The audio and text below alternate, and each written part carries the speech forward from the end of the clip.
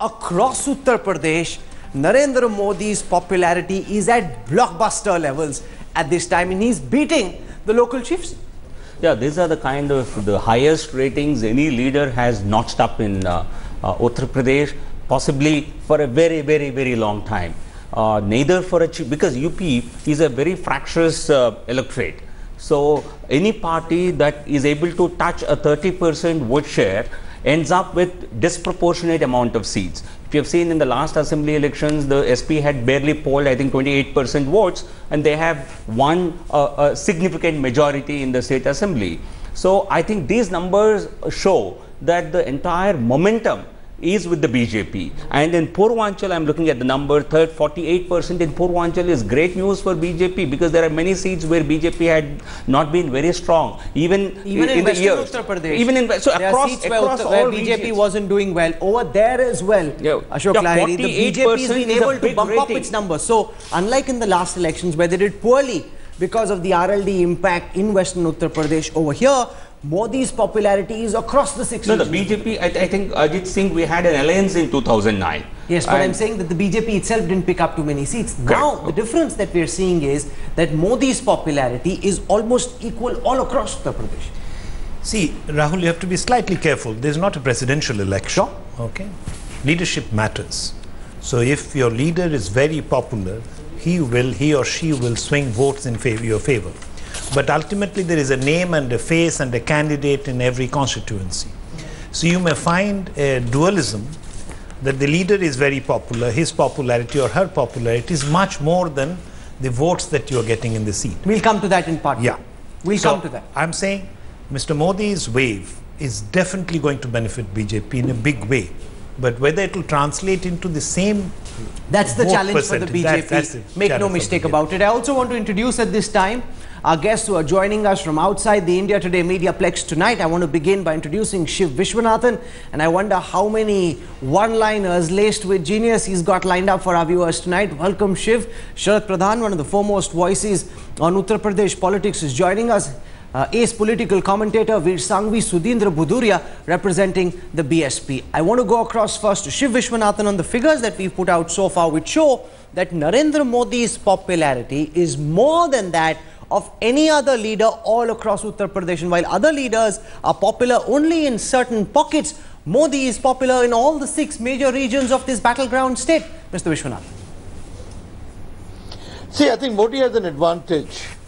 He is the only outside presence in UP. To a certain extent, everyone else is a local claim, is a local history. Modi, by floating across the constituencies, has a different kind of reputation. I think one has to disconnect state level politics from national level politics. Modi's reputation benefits the state, but at a different level, it is only a question of perception. There is no local history, there is no local politics, there is no local set of biases. Absolutely, because that comes out more starkly, Veer Sangvi, when we see the figures for whether people believe a BJP leader can make a good chief minister. Kalyan Singh tops the BJP's list with 7%. You've got Rajnath Singh coming in with 6%, way below Mayawati, who's at 28%. So clearly, this is a Modi surge. It's not necessarily so much a BJP surge as it is the personal popularity and heft that Narendra Modi is adding to the BJP bandwagon in these elections. I'd actually go further, Rahul. I'd say it's not just popularity, it's credibility. If you remember the elections when we were doing these programs 5 years ago and the Congress had done very well, we said Rahul Gandhi's great achievement was that he'd got the voters of UP to go beyond identity politics. We were seeing the birth of aspirational politics. People voting for leaders who they thought could deliver on their aspirations. People voting for better governance. Well, that trend has continued. I think we were right.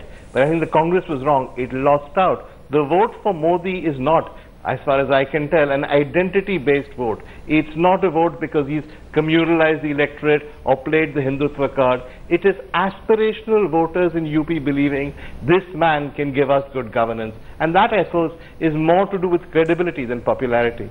Our next set of figures will look at each of the major castes and which way they're likely to swing in these elections. But before that, I want Sharad Pradhan's opening thoughts on the numbers that have been put out so far and the overriding popularity, Mr. Pradhan, of Narendra Modi in comparison with any other candidate in Uttar Pradesh. He is heads and shoulders above anyone else. His rating is greater than the combined rating of all three leaders. 48%. Rahul Gandhi, Mulayam Singh Yadav and Mayawati, together they are notching up. All three of them, 46%, and Narendra Modi alone is 48%. That shows the amount of weight his leadership and his projection as Prime Ministerial candidate is carrying the BJP. Absolutely. Sharad Pradhan.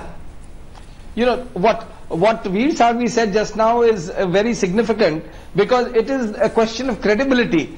What UP has witnessed over the years is complete loss of credibility of successive leaders. No leader of any political party has been able to make an impact as far as credibility is concerned. Here people look upon Modi today as the man who will be able to deliver. And what Modi has systematically been able to, I think, achieve to a large extent is that very systematically he's been able to send the message that he is not the Hindutva, since he's not emphasizing on any of the Hindutva factors, any of the controversial issues, whether it is Ayodhya or... You know, now today the situation is, whenever Modi has been here, I have attended 5 of his 6 rallies in UP, and he avoids making any comment on any of the controversial issues. Sure. Which is mind-boggling for everybody. But and now it is the opposition, the other political parties, leaders, who have been questioning you, why you don't talk about, why doesn't he talk about it? Now that's very funny. That also shows how everybody is rattled because of him. You know, whether irrespective of his 2002 blot, people are ready to believe that this man who is willing to change. And they also believe, even amongst Muslims,